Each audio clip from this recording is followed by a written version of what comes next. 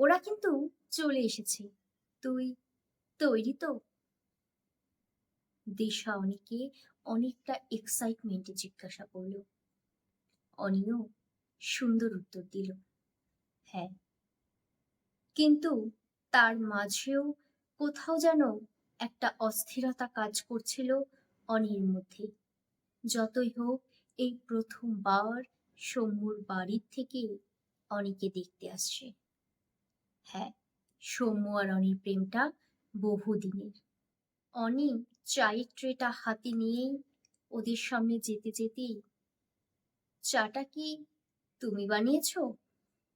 অনি আস্তে করে বলতে গেল, না মানে আমি।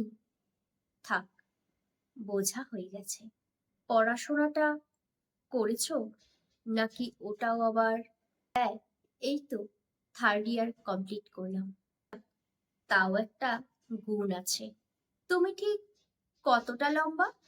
না মানে বলছি, আমার ছেলের পাশে মানাতে হবে তো, তাই আর কি বলছিলাম। অনি আস্তে করে উত্তর দিল, 5'2". তোমার চুলটা কি আসলেই এতটা লম্বা, নাকি ওটা ফলস লাগিয়েছো? অনি তখনও মুচকি হেসে উত্তর দিল, ফলস হতে যাবে কেন, আমার চুল ছোটর থেকেই লম্বা। এবার হুট করে পাশের থেকে এক কাকিমা বলে উঠল, মুখটা কি আদতেও এতটা ফর্সা, ঠিক যতটা ফর্সা দেখতে পাচ্ছি, নাকি আবার কিছু রংচং মেখে এসেছো?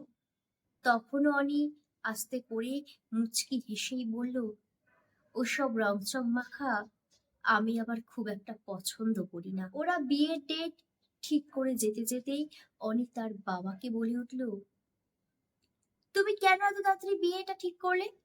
জানো না সামনেই আমার কত বড় এক পরীক্ষা? তুমি জানো না তার জন্য আমি কত খাটছি, সারা দিন পড়াশোনা করছি। এত তাড়াতাড়ি আমি বিয়ে করতে পারবো না বাবা। তুমি কালকেই ওদেরকে ফোন করে না করে দাও। ওসব নকশামো বন্ধ করে এবার বিয়ের জন্য প্রস্তুত হও। তোমাকে না বলেছি ওসব ঘরের পরীক্ষা আমাদের ঘরের জন্য নয়, তাও ছেলে হলে ভাবতাম। তুমি তো মেয়ে। কোথায় যেন অনির স্বপ্নটা শেষ হয়ে যেতে লাগলো। সিঁথিতে সিঁদুর ওঠার সময় মনে হলো সংসারের সমস্ত ভার যেন অনির মাথার ওপর এসে পড়ল। মালা বদলের সময় মনে হচ্ছিল ওটা বুঝি মালা নয়, গলায় দড়ি ঝুলিয়ে দেওয়া হলো। হাতে শাখা পলার জায়গায় মনে হচ্ছিল দু হাতে বুঝি শিকল পরিয়ে দেওয়া হলো। শ্বশুর বাড়িটা যেন মনে হলো ওটা অনির নিজের বাড়ি নয়, এক জেলখানা। শুরু হলো এক অত্যাচার। 6টার জায়গায় কখনো কখনো 7টা বাজলেই শুরু হয়ে যেত রোজকার অশান্তি। তরকারিতে নুনের পরিমাণটা একটু বেশি হলেই মা কি কিছুই শিখিয়ে পাঠায়নি, যত সব অলক্ষী ঘরে নিয়ে এসেছি। শাশুড়ির মুখে এমন কথা শুনেও অনি চুপ করেই রইল। চায়ের কাপটা সৌম্যর হাতে দিয়ে হাসি মুখে বলল, এবার আমি পরীক্ষাটা দিতে চাই। সামনেই তো আমার পরীক্ষা। না, কোনো পরীক্ষা দেওয়া হবে না। তুমি জানো না মা এগুলো পছন্দ করে না। তুমি এমন করে বলছো কেন? তুমি তো বলেছিলে বিয়ের পরও আমি চাইলে পরীক্ষা দিতে পারবো। হ্যাঁ, বলেছিলাম। তখন বুঝতে পারিনি মা যে এগুলোতে আপত্তি করবে। এখন যখন বুঝতে পারছি, তাহলে অশান্তি বাড়ি কি লাভ? ওসব পরীক্ষা দিতে হবে না। তার থেকে সংসারে কাজে মন দাও, তাতে শান্তি বজায় থাকবে। ইস, চাটা কি বানিয়েছো? এটা চা নাকি জল? কিছুই তো বোঝা যাচ্ছে না। হাত থেকে চায়ের কাপটা ফেলেই ঘর থেকে বেরিয়ে গেল। এবছর অনির আর পরীক্ষাটা দেওয়া হলো না। অনি বুঝতে পারছিল কোথাও যেন সৌম্যর অনির প্রতি ভালোবাসাটা একটু একটু কমতে শুরু করেছে।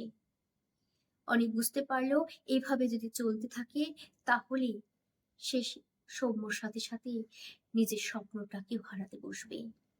এভাবে দিন যায়, মাস যায়, বছর যায়। দিন অনি ঠিক করলো এবার তাকে তার স্বপ্ন পূরণ করতেই হবে। তাই সংসার নামক এই জেলখানা থেকে বেরিয়ে সে বসল সে বছরে তার পরীক্ষায়। 6 মাস বাদে কাগজের বিজ্ঞাপন, খবরের চ্যানেল, সমস্ত জায়গায় অনির নাম। আজ যে অনি আইপিএস অফিসার। অনি আজ প্রমাণ করে দিল, চাইলে নিজের স্বপ্ন নিজেকেই পূরণ করতে হয়। আজ তার পাশে কেউ নেই, বাবা নেই, মা নেই, এমনকি তার স্বামীও তার পাশে নেই। কিন্তু এসবের থেকে অনেক বেশি দামি তার স্বপ্ন তার সাথে ছিল, যেটা অনি সত্যি করতে পেরেছে। নমস্কার, কলমে তন্বী রায়, কণ্ঠেও তন্বী রায়।